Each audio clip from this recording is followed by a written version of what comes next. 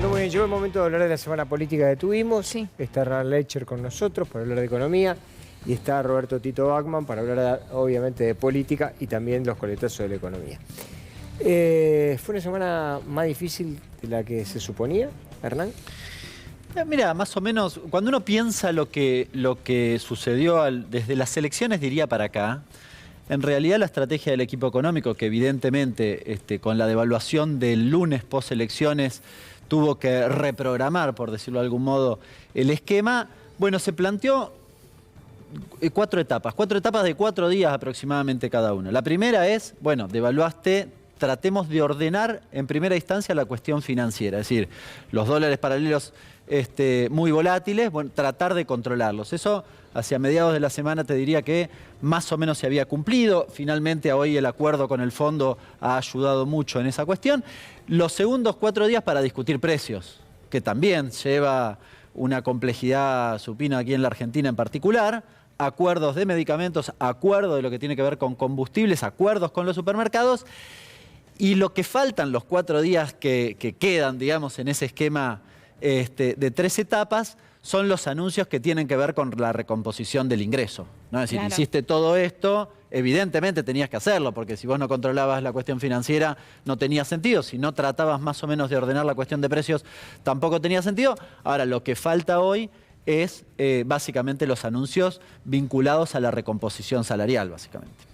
Bueno, hay algo justamente que tiene que ver con los precios, Hernán, que muchos lugares permanecían cerrados o especulando o sin el precio en la góndola.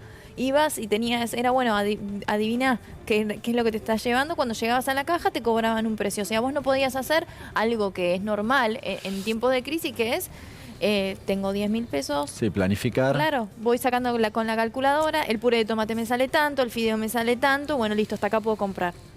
Bueno, a ver, cuando vos, después de la devaluación, como había mucha especulación, de hecho no había precio, había algunos que incluso no te vendían, no había operación. Claro, estaban cerrados. Es bastante habitual cuando tenés tensiones cambiarias de ese tipo. Por eso mencionaba que ese era el orden, ¿no? Es decir, vos tenías que ir ordenando. Hasta que no ordenabas la cuestión financiera, difícilmente podías ponerte a discutir la siguiente cuestión. Ahora, en materia de precios, lo que hubo fueron 2 cuestiones, porque antes de esto...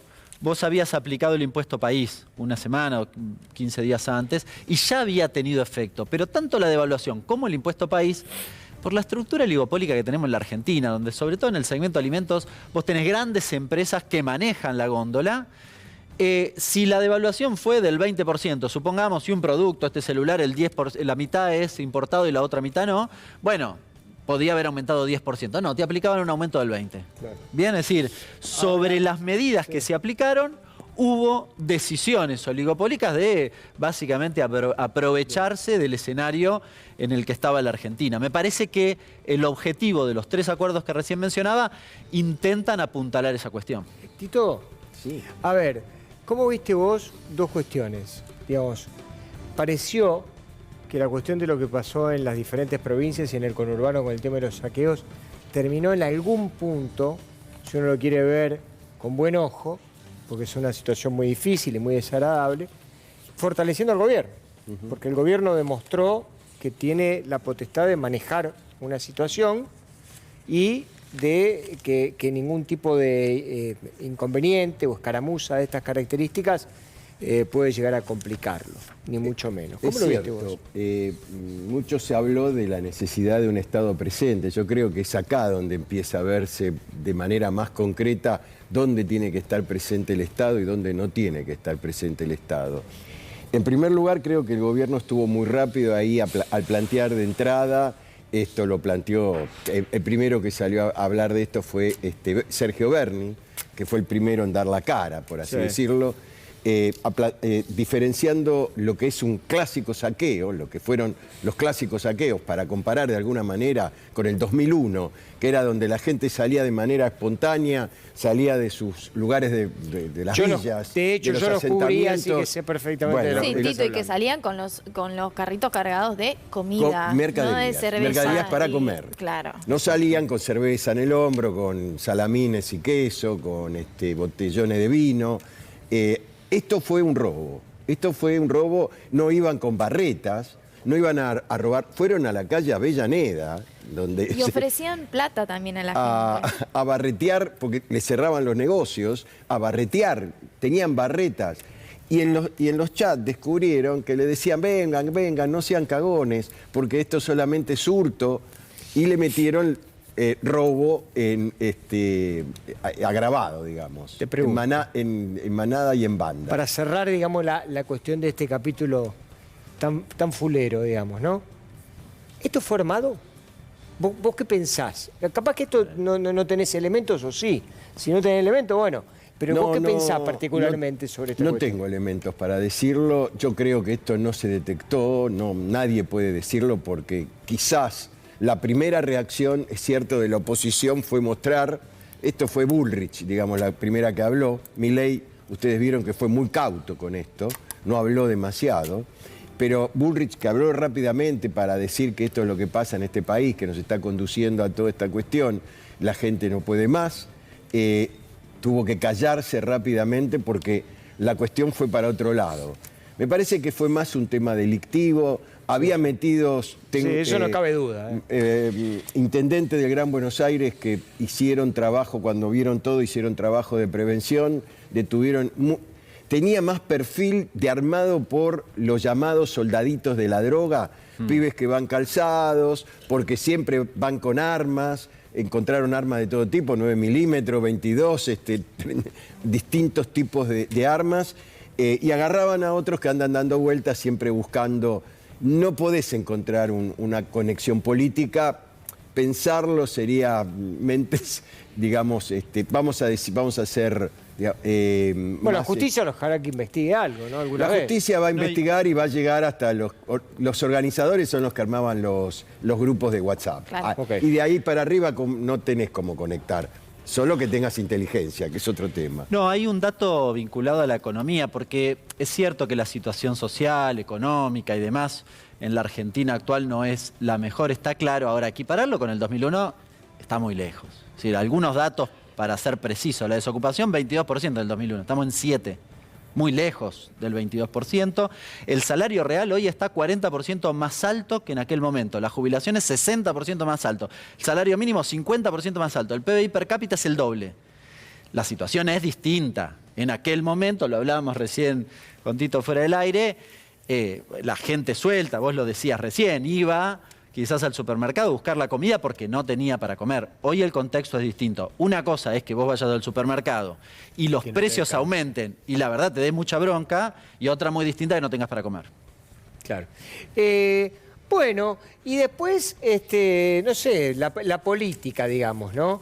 ¿En qué momento de la campaña estamos? ¿En un momento de impas? Sí, por distintos motivos. Yo creo que, bueno, Milei sigue, vamos a poner al candidato más... Milei está de novio. Sí, no solamente está... Milei lo perdimos. Mediatizó su campaña, se puso mediático. Lo perdimos a Milei. No, Siempre fue se mediático. puso más mediático De lo porque que- los medios lo convirtieron en mediático.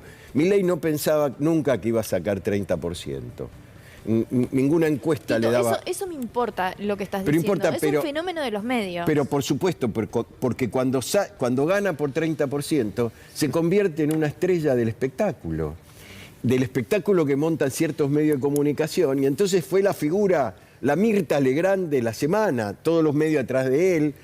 Y Milei, entonces ahí empezó la segunda etapa de su campaña. Que es ponerse de novio. Aparte de ponerse de novio, yo voy a seguir hablando de política, aparte de ponerse de novio, es empezar a cambiar su imagen de disrupción total para convertirse ya en un candidato disruptivo light. Tito. Es decir, empieza a bajar decibeles. Yo hablé de la dolarización, Sí. pero es de 9 meses a Pero 2 pará, años, y la Pará, pateó. Tito, ¿Qué pasa? ¿Qué pasa? Porque es verdad lo que vos decís y todos los vemos en los medios de comunicación. Ya no tenés al Milei que grita y escupe a la cámara No. y todas esas cosas. Que tenés a alguien un poco más moderado. Que se puso de novio. Que Ahora se puso sí. de novio. ¿Qué pasa con el votante Es de el noviazgo. Milei? Porque el votante de Milei votó al otro Milei. No votó al Milei que ahora te dice, bueno, sí, la dolarización a 2 años. Ay. Bueno, voy a hablar con este y voy a llamar a Macri a mi... Es Ahí muy viene buena. el Es problema. muy buena pregunta. Ahí viene el esa, problema, te la voy a contestar. En el votante de Milei, en ese 30%, aunque lo estamos analizando más profundamente ahora, hay dos segmentos que lo componen a ese 30% diametralmente opuestos. Vamos a ponerle aproximadamente una primera mitad, son votantes que están totalmente consustanciados con la idea de Milei y están absolutamente convencidos que el gobierno de Macri fracasó y que los candidatos que hoy representan a Juntos por el Cambio no son los necesarios para ser un país neoliberal. Antipolítica, digamos. No es antipolítica, coinciden con lo que plantea Milei. Hay que destruir al Estado, son liberales. Dinamitar y arrancar. Y arrancar de vuelta. 15%. Entonces, no para entrar en viejas categorías lo que digo, porque el voto es fundamentalmente emocional, pero hay votos que son emocionales con mayor componente racional. Claro. ¿Esto qué quiere decir? A mí me gusta Milei y además me gusta lo que él dice y lo que él plantea. El otro 15% aproximadamente son votantes de bajo nivel sociolaboral, no simplemente socioeconómico. Son los que, por eso, y ahí coincido con lo que dice Hernán, ¿no es cierto? Hoy no tenemos el problema de la de la total desocupación, sino que tenemos un problema con ocupaciones de muy baja jerarquía, digamos, que no están en relación de dependencia, calidad. De baja calidad, los que tienen el Rappi, etcétera. Y empezó a meterse en los sectores bajos como el hombre que viene para cambiar. No sé lo que dice, no entiendo muy bien lo que dice, pero él no es de la... algo re importante. Hablan de la casta política. Un 15% que no quiere a Juntos por el Cambio, un 15% que no quiere a Macri, que está en contra de las políticas de Macri. ¿Qué pasa cuando esa persona a la que le pusiste el voto te dice, ¿sabes qué? Lo voy a llamar a Macri? Ese coqueteo que está teniendo Milei. No es bueno ni para Milei ni para Macri. No le conviene a él, claro. No, porque a Milei lo desposiciona totalmente. Si uno de los éxitos de Milei, a mí de entrada dije, este va a fracasar porque usó una palabra que no debe usarse para hablar de los políticos, lo llama la casta de los políticos. Casta, antropológicamente, es otra cosa. No importa, no vamos a hacer una clase de filosofía, pero casta tiene otro sentido. Pero a la gente le entró la palabra, lo metió, lo instaló en una sociedad muy golpeada por la realidad económica. Te doy un dato de encuesta, 7 de cada 10 argentinos, 70% tiene problemas para llegar a fin de mes. No, está bien. El 35% no llega directamente y el otro 35% llega con lo justo. Perdón, entonces, sí. Hernán, escúchame, en este marco, digamos, ¿cómo hace el gobierno, digamos, cómo hace Sergio Massa para tener una campaña un poco más tranquila, poner freno de mano, darle buenas noticias a la gente o por lo menos morigerar los problemas que son evidentes que tiene, ¿no? Como el tema del dólar, el tema de la suba de precios. Teniendo en cuenta que es candidato. ¿Cómo hace para poner un freno de mano? Me parece que ahí hay dos cuestiones. Primero, una, mostrar que tiene soluciones para los problemas que tiene la Argentina, que en todo caso no todos los resolverán en campaña.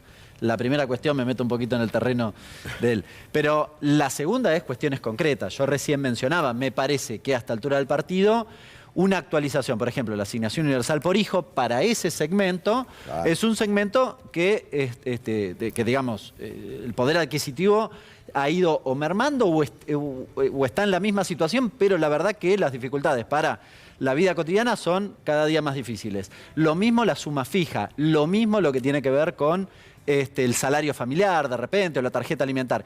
Me da la impresión que Massa en la próxima semana va a hacer anuncios en este sentido. Ayer salió el comunicado del Fondo Monetario Internacional, es muy largo, pero es interesante leerlo porque, entre otras cosas, dice que le permite a la Argentina utilizar, en general plantea ajuste, pero dice, bueno, vos en realidad podés usar plata para asignaciones familiares, para asignación universal por hijo y para tarjeta alimentar. Uno lo marca ahí porque dice, bueno, esto en el marco de las dificultades que tiene, en todo caso, el oficialismo para hacer política fiscal, evidentemente tiene una puerta de salida en ese aspecto y me parece que los anuncios van a efectivamente ir por ahí. Bueno. Prat Gay habló esta semana sobre el tema del coqueteo entre Macri y Milei, ¿no? Porque me parece que tampoco le gustó nada a Prat Gay. Pensé que ibas a decir con Fátima. No, con Fátima no sería en este caso. El tercero en discordia es coqueteo. Claro, lo que pasa es que él Macri. tiene un coqueteo con Fátima, pero el tercero en discordia es Macri. Es medio rara la relación ahí. Un triángulo amoroso. Sí, es medio raro. A verlo. En esta discusión creo que Macri tiene un rol también para jugar, porque Macri dijo que iba a ser neutral en la interna y no fue neutral en la interna, y ahora resulta que no solo no fue neutral en la interna, sino que ahora está siendo neutral en la general, porque hay una especie de coqueteo con Milei que confunde mucho al votante. Tito. Bueno, yo creo que es eso. Yo creo que Macri está muy arrepentido probablemente de haberse bajado apresuradamente porque veía que no tenía... Macri sintió que no tenía, percibió que no tenía seguridad de ganar esa interna, porque vio, a pesar de que hubo muchas operaciones en el medio, con respecto a la presión que hacían, no, mirá que... Siempre la ganó desde hace 8 meses, Patricia Bullrich estaba arriba. Rodríguez Larreta no lograba, se acercaba, pero seguía Patricia Bullrich siempre arriba. Macri creo que en ese momento pensó que era difícil que él logre ganar esa interna. Entonces Macri decide dar un paso al costado como una decisión táctica, para tomar la decisión estratégica al mismo tiempo de convertirse en el eje referencial de Juntos por el Cambio, en el gran ordenador de Juntos por el Cambio.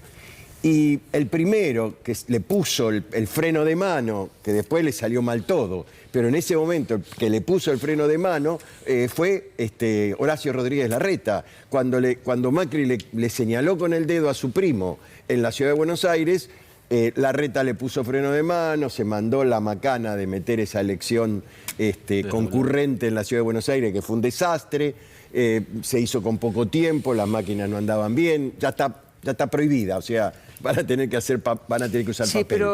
Pero lo que quiero decirte con esto es que Macri ahí quedó totalmente descolocado, no participó de ninguna manera, y hoy, en lugar de ayudarla a Patricia Bullrich, que es lo que tendría que hacer, Macri coquetea por otro lado. ¿Estará dando por perdido ya Juntos por el Cambio?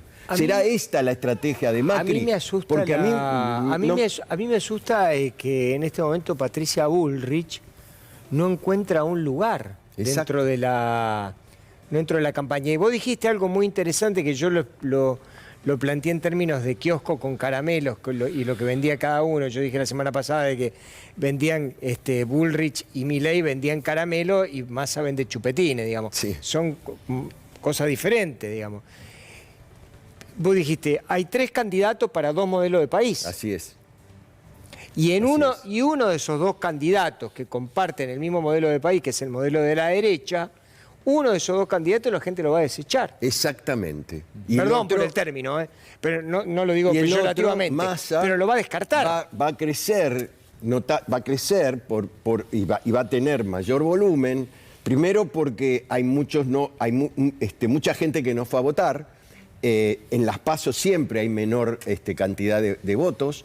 Es raro, esta PASO es bajo. Según Clarín, esta semana que publicó 4 encuestas, yo la leí, las 4 encuestas, están prácticamente juntos Milei y Massa y muy lejos Bullrich. Sí, así es. La pregunta es... Esa es la primera foto, olvídate los números todavía, yo creo que se están acomodando, falta que se asiente un poquito más, pero esa es la primera fotografía del fotograma que se va armando. Claro. Pero ¿por qué pasa esto? Perdóname. Sí. Porque Milei ahora empieza a crecer ya por votos de más motividad racional, porque ya los que dicen empiezan a descartar a Patricia Bullrich y se meten con la posibilidad real de ganar. Claro. En cambio, y acá voy a hablar de la campaña de Massa ahora, la campaña de Massa tomó conciencia del problema que tiene, tomó conciencia de que tiene que ir también a los sectores más bajos,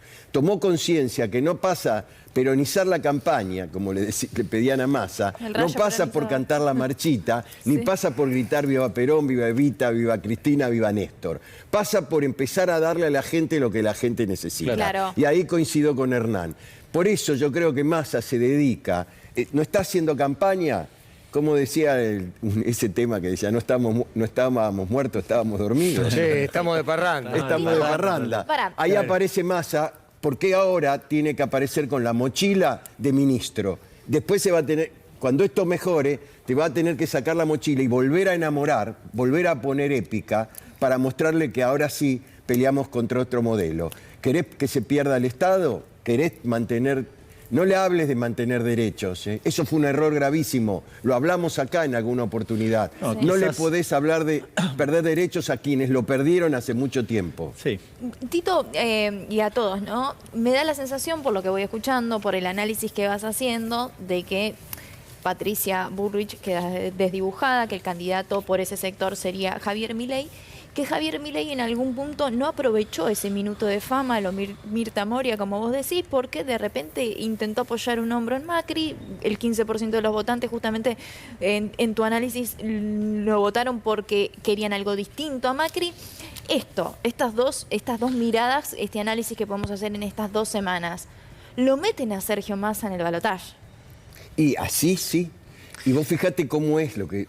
Mirá los números de la elección para refrendar lo que yo estoy diciendo, que Macri pierde con el 40% de los votos en el año 19. Juntos por el Cambio gana en el 21 con el mismo 40% de los votos. Y sale segundo en estas PASO con el 27% de los votos. Tiene 13 puntos de pérdida. ¿Dónde están? En Milei. Hernán, te quiero preguntar algo. Sí. Escúchame, porque tiene bastante que ver con lo que está diciendo Tito. Si vos tenés, digamos, un candidato que está en carrera, digamos, porque Massa es competitivo hoy 100%, y acabo de decir la fuente, ¿no? La vi en Clarín, 4 encuestas que publica Clarín, las 4 encuestas que Clarín no precisamente tiene una afinidad con el progresismo. La pregunta que yo te hago es esto. Desde el punto de vista económico, si vos tuvieras que darle un consejo a Massa, ¿qué le dirías? Ya tenés que dar una suma fija, ya tenés que mandar medidas de alivio económico para otros sectores. ¿Qué es lo que necesita hoy Massa para poner paños fríos? Retomando un poco lo que decía Tito, hace unos días hacía el cálculo de cuánto tendría que ser la suma fija para que los trabajadores registrados, estamos hablando exclusivamente, equiparen el nivel del poder adquisitivo que tenían en 2015. 73.000 pesos. Necesitas una suma fija ya. Si no es de 73.000 pesos, ponele algo, porque estás muy lejos. Estás muy lejos. Estamos hablando de que efectivamente han perdido 20% de su poder adquisitivo y no lo han recuperado. Algo parecido podríamos decir de los trabajadores no registrados. Algo tiene que haber en materia de transferencia de ingresos o, en este caso, de lo que tiene que ver con la suma fija. El peronismo, históricamente, él lo decía, es resolver problemas. Es resolver el problema. Y te están pidiendo que resuelvas problemas. Ahora, en un contexto particular, porque yo esto quizás peco digamos, del sesgo económico que uno tiene, pero Massa tiene que articular 3 cuestiones muy complicadas.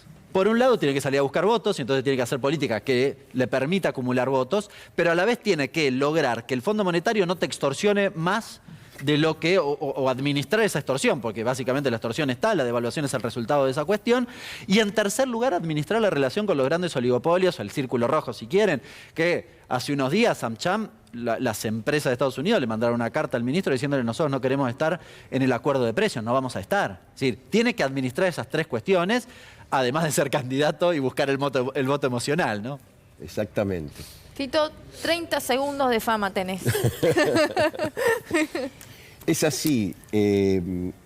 Patricia Bullrich está con el mismo problema, no exacto, estructural que tenía Duhalde en el 99, cuando Duhalde sabía que él estaba profundamente convencido que tenía que hablar en contra de la convertibilidad, ya no quería, y no lo podía decir porque lo mataban. Entonces, la campaña de Duhalde nunca encontró el camino. En este momento, Patricia Bullrich es como que le falta encontrar el camino. Está despistada. Difícil. Entonces está perdiendo protagonismo por lo que vos decís. Ese modelo de la derecha hoy lo está representando mejor Milei. Y lo que tiene que hacer ahora, como bien dijo Hernán, Sergio Massa, es aprovechar la mochila de ministro de Economía para darle para adelante. Hay que mejorar la puja distributiva, me meto en el tema de Hernán, pero es fundamental, Hernán lo viene planteando, hay que ir al 50-50. Esto es lo que el peronismo tiene ideológicamente de concepto. Gracias a los dos. Lo rajamos. Nos vamos. Chao.